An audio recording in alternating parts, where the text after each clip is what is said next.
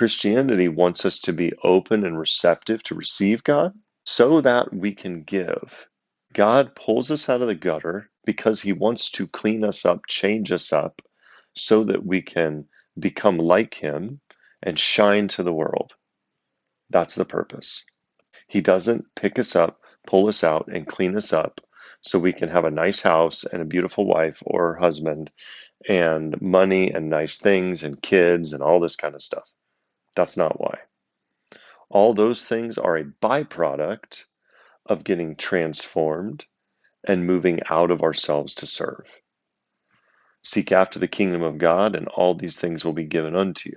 Another pitfall that I see frequently with people who go to counseling, especially if they've been there for a long time, is they can become very self-centered and they can start licking their wounds a lot and poor me and oh my gosh, I'm so messed up and I'm so broken.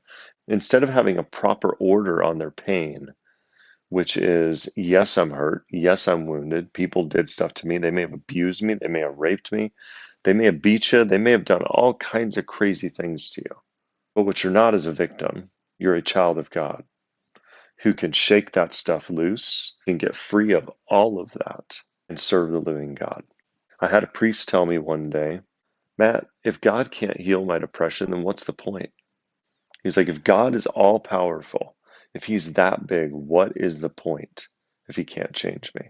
That does not mean that we don't all have issues that stay in place.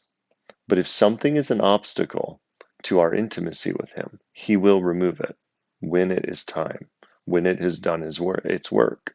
If something is beneficial to bring us to him, he will leave it in place. And it doesn't matter if it's negative, a bad thing, or a positive thing. So physical pain, physical distress, if that leads us to hit our knees and come to the Lord, he'll leave it. If it's something that's truly an obstacle to intimacy, he'll remove it. Same thing with interior wounds. There's things he may leave in place because they're really drawing us into him.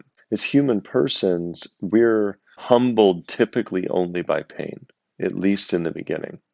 Pain is essential to bring us to seek the good. It's part of how God disciplines us. When he disciplines us or punishes us, it's, oh, you want to go sin? You want to go do that? Okay, go for it. And I'll let you feel all the consequences of it. You go right ahead. Just think of the prodigal son. Oh, you want half my inheritance? Go for it. Here you go. Squander your caravan, live in pig poo, and then you'll come back.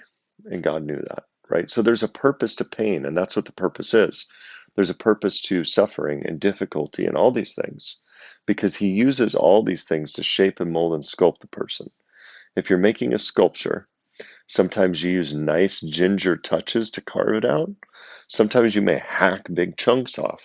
The way the movement is different, and each one serves a purpose. You don't hack the crap out of something if you're trying to do fine detail. But if you need to move a big chunk, you also don't sit there and just